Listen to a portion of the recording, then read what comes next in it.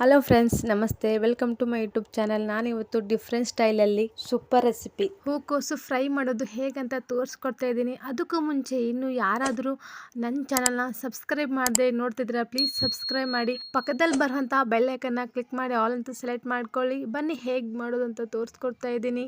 ನಾನಿಲ್ಲಿ ಹೂಕೋಸು ಚಿಕ್ಕದಾಗಿ ಕಟ್ ಮಾಡಿ ಇಟ್ಕೊಂಡಿದ್ದೀನಿ. ನೋಡಿ ಎಷ್ಟು ಚಿಕ್ಕದಾಗಿ ಕಟ್ ಮಾಡಿಕೊಂಡಿದ್ದೀವಿ, ಅಷ್ಟು ಚೆನ್ನಾಗಿ ಹೂಕೋಸು ಫ್ರೈ ಮಾಡ್ಕೋಬಹುದು. ತುಂಬಾ ದಪ್ಪವಾಗಿ ನಾವು ಕಟ್ ಮಾಡಿಕೊಂಡ್ರೆ ಫ್ರೈ ಚೆನ್ನಾಗಿ ಬರಲ್ಲ ಅಂತ ನನ್ನ ಅನಿಸಿಕೆ. ನೀವು ನಿಮ್ಮ ಮನೇಲಿ ಇದೇ ಥರ ಟ್ರೈ ಮಾಡಿ ಹೇಗೆ ಬಂತು ಅಂತ ನಿಮ್ಮ ಅಭಿಪ್ರಾಯಗಳನ್ನು ತಿಳಿಸಿ. ಮೊದಲಿಗೆ ನಾನು ಇವಾಗ ಹೂಕೋಸಲ್ಲಿ ನೀರು ಹಾಕೋತಾ ಇದ್ದೀನಿ. ನೋಡಿ ಸ್ವಲ್ಪ ಏನಪ್ಪ ಫಸ್ಟಿಗೆ ಉಪ್ಪು ಹಾಕೋತಾ ಇದ್ದಾರೆ ಅನ್ಕೋತಾ ಇದ್ದೀರಾ? ಹೌದು, ಸ್ವಲ್ಪ ಉಪ್ಪು ಕೂಡ ಹಾಕೋತಾ ಇದ್ದೀನಿ. ಮತ್ತು ಸ್ವಲ್ಪ ಅರಿಶಿಣ ಕೂಡ ಹಾಕೋತಾ ಇದ್ದೀನಿ. ಯಾಕೆ ಈ ಉಪ್ಪು ಅರಿಶಿಣ ಹಾಕೋಬೇಕು ಅಂದರೆ ಇದರಲ್ಲಿ ತುಂಬಾ ಹುಳಗಳಿರುತ್ತಲ್ವ, ಅದಕ್ಕೋಸ್ಕರ ಉಪ್ಪು ಅರಿಶಿಣ ಹಾಕ್ಕೊಂಡು ಸ್ವಲ್ಪ ಬೇಯಿಸ್ಕೊಂಡ್ರೆ ಹುಳಗಳು ತುಂಬ ಬೇಗ ಸತ್ತೋಗ್ಬಿಡುತ್ತೆ. ಯಾಕೆ ನಾವು ಉಪ್ಪು ಮತ್ತು ಅರಿಶಿಣ ಹಾಕಿ ಕುದಿಸ್ಕೋಬೇಕು ಅಂದರೆ ಈ ಫ್ಲವರಲ್ಲಿ ತುಂಬಾ ಹುಳಗಳು ಚಿಕ್ಕದಾಗಿ ಹುಳಗಳಿರುತ್ತೆ. ಅದಕ್ಕೋಸ್ಕರ ಸ್ವಲ್ಪ ಉಪ್ಪು ಮತ್ತು ಅರಿಶಿಣ ಹಾಕಿ ಕುದಿಸ್ಕೋಬೇಕು. ಕುದಿಸ್ಕೊಂಡು ನಂತರ ಇರುವಂಥ ನೀರುಗಳೆಲ್ಲ ಜಾನ್ಬಿಟ್ಟು ನೋಡಿ, ಇವಾಗ ಮತ್ತೆ ಸ್ವಲ್ಪ ನೀರು ಹಾಕ್ಬಿಟ್ಟು ನಾನು ವಾಶ್ ಮಾಡಿ ಇಟ್ಕೊಂಡಿದ್ದೀನಿ. ತುಂಬಾ ಚೆನ್ನಾಗಿ ಫ್ರೈ ಮಾಡ್ಕೋಬೋದು. ನೋಡಿ ಸ್ನೇಹಿತರೆ, ನಾನಿವಾಗ ಇದಕ್ಕೆ ಒಗ್ಗರಣೆ ಕೂಡ ಹಾಕೋತಾ ಇದ್ದೀನಿ. 2 ಸ್ಪೂನಷ್ಟು ಎಣ್ಣೆ ಹಾಕೋತಾ ಇದ್ದೀನಿ.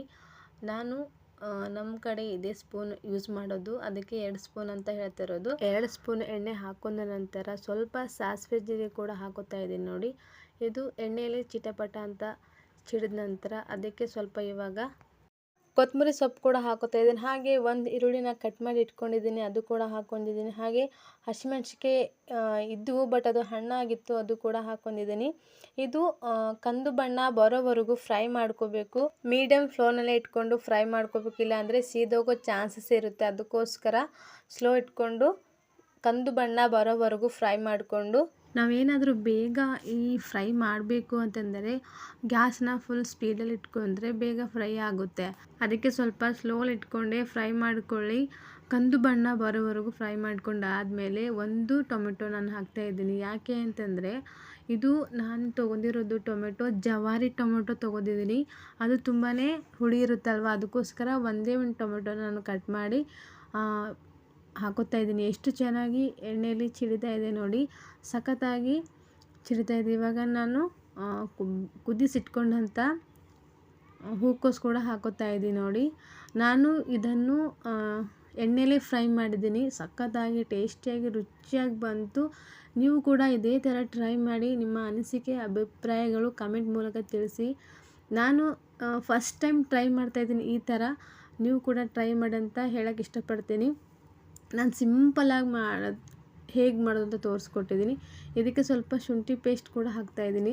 ಮತ್ತು ಸ್ವಲ್ಪ 2 ಸ್ಪೂನಷ್ಟು ಖಾರ ಕೂಡ ಹಾಕೋತಾ ಇದ್ದೀನಿ. ನಿಮಗೆ ಎಷ್ಟು ಬೇಕು ಅಷ್ಟು ಹಾಕ್ಕೊಳ್ಳಿ. ನಮ್ಮ ಮನೇಲಿ ಸ್ವಲ್ಪ ಖಾರ ಜಾಸ್ತಿನೇ, ಆದರೆ ನಾನು ಕಡಿಮೆ ತಿಂತೀನಿ. ನಿಮಗೆ ಎಷ್ಟು ಬೇಕು, ನೀವು ಎಷ್ಟು ತಿಂತೀರಾ ಅಷ್ಟು ಹಾಕ್ಕೊಳ್ಳಿ. ಯಾಕೆಂದರೆ ತುಂಬ ಹಾಕ್ಕೊಂಡ್ರೂ ಕೂಡ ತಿನ್ನೋಕ್ಕಾಗಲ್ಲ, ಕಡಿಮೆ ಹಾಕ್ಕೊಂಡ್ರೂ ಕೂಡ ಸಪ್ಪೆ ಹತ್ಬಿಡುತ್ತಲ್ವ. ಅದಕ್ಕೋಸ್ಕರ ರುಚಿಗೆ ತಕ್ಕಷ್ಟು ಖಾರ ಕೂಡ ಹಾಕ್ಕೊಳ್ಳಿ. ಇದರಲ್ಲಿ ಏನೇನು ಹಾಕಿದ್ದೀನಿ ನೋಡಿ, ನಾನು ಶುಂಠಿ ಪೇಸ್ಟ್ ಹಾಕಿದ್ದೀನಿ, ಮತ್ತು ಉಪ್ಪು ನಾನು ಇದು ಕುದಿಸುವಾಗ ಕೂಡ ಹಾಕ್ಕೊಂಡಿದ್ದೀನಿ. ಅದಕ್ಕೆ ಇವಾಗ ನಾನು ಇದಕ್ಕೆ ಉಪ್ಪು ಕೂಡ ಹಾಕೋತಾ ಇಲ್ಲ. ಹಾಗೆ ಸ್ವಲ್ಪ ಇದಕ್ಕೆ ಕೊತ್ತಂಬರಿ ಸೊಪ್ಪು ಕೂಡ ಹಾಕೋತಾ ಇದ್ದೀನಿ. ನೋಡಿ, ತುಂಬಾ ಟೇಸ್ಟಿಯಾಗಿ ತುಂಬ ಫ್ಲೇವರ್ ಬರುತ್ತೆ ಈ ಥರ ಹಾಕ್ಕೊಂಡ್ರೆ. ನಾನು ಫಸ್ಟ್ ಟೈಮ್ ಟ್ರೈ ಮಾಡಿದ್ದೀನಿ, ತುಂಬ ಸಖತ್ತಾಗಿ ಬಂತು, ತುಂಬ ಇಷ್ಟ ಆಯಿತು. ನೆಕ್ಸ್ಟ್ ಟೈಮ್ ಏನಾದರೂ ಮಾಡಿದ್ರೆ ಇದೇ ಥರ ಫ್ರೈ ಮಾಡ್ಕೊಳ್ತೀನಿ. ತುಂಬಾ ರುಚಿಯಾಗಿ ಬರುತ್ತೆ. ನೀವು ಕೂಡ ನಿಮ್ಮ ಮನೇಲಿ ಟ್ರೈ ಮಾಡಿ ಹೇಗೆ ಬಂತು ಅಂತ ಕಮೆಂಟ್ ಮೂಲಕ ತಿಳಿಸಿ. ಇದು ಎಲ್ಲ ಕೂಡ ಹಾಕ್ಕೊಂಡಾದ್ಮೇಲೆ ಒಂದು 5 ನಿಮಿಷ ಮೇಲೆ ಮುಚ್ಚಳಿಬಿಟ್ಟು ಬಿಟ್ಬಿಡಿ. ಎಷ್ಟು ಚೆನ್ನಾಗಿ ಫ್ರೈ ಆಗುತ್ತೆ ಅಂದರೆ ಎಣ್ಣೆಲೇ ಫ್ರೈ ಮಾಡಿದೆ. ಇದಕ್ಕೆ ನಾನು ಯಾವುದೇ ಥರ ನೀರು ಕೂಡ ಆ್ಯಡ್ ಮಾಡಿಲ್ಲ. ನೀವು ಕೂಡ ಮಾಡಬೇಡಿ. ಇದೇ ಥರ ನಾನು ಯಾವ ಥರ ಮಾಡಿದ್ದೀನಿ ನೋಡಿ, ಅದೇ ಥರ ಟ್ರೈ ಮಾಡಿ. ತುಂಬಾ ರುಚಿಯಾಗಿ ಬರುತ್ತೆ. ನನಗಂತೂ ತುಂಬ ಇಷ್ಟ ಆಯಿತು. ಸೂಪರಾಗಿ ಬಂದಿದೆ ಈ ಫ್ರೈ. ಹೂಕೋಸು ಫ್ರೈ ಸಖತ್ತಾಗಿ ಬಂದಿದೆ ಅಂತ ಅನ್ಕೋತಾ ಇದ್ದೀನಿ. ನೋಡಿದ್ರೆ ನನಗೆ ಬಾಯಲ್ಲಿ ನೀರು ಬರ್ತಾಯಿದೆ. ನಿಮಗೂ ಇಷ್ಟ ಆಯಿತು ಅಂತ ಅನ್ಕೋತೀನಿ. ನೀವು ನಿಮ್ಮ ಮನೇಲಿ ಟ್ರೈ ಮಾಡಿ, ಈ ಫ್ರೈ ಹೇಗೆ ಬಂತು ಅಂತ ಕಮೆಂಟ್ ಮಾಡಿ ತಿಳಿಸಿ. ಇಷ್ಟ ಆದರೆ ಲೈಕ್ ಮಾಡಿ, ಶೇರ್ ಮಾಡಿ, ಹಾಗೆ ಕಮೆಂಟ್ ಮಾಡಿ ತಿಳಿಸಿ. ಹಾಗೆ ಇನ್ನೂ ಯಾರಾದರೂ ಹೊಸಬರು ನನ್ನ ಚಾನಲ್ ನೋಡ್ತಾಯಿದ್ರೆ ಪ್ಲೀಸ್ ಸಬ್ಸ್ಕ್ರೈಬ್ ಮಾಡಿ. Thank you for watching.